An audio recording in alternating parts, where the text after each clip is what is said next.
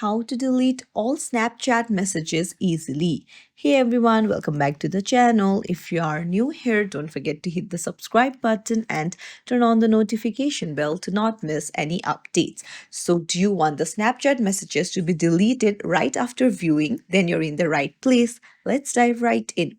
Open up your Snapchat app and then go to the conversation where you want to delete the messages right after viewing.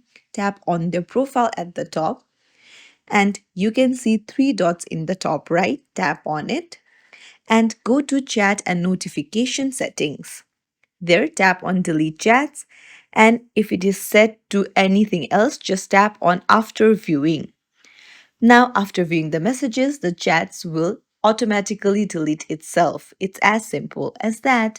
So, if you found this tutorial helpful, don't forget to hit the thumbs up and subscribe to our channel for more tips and tricks. Thank you for watching.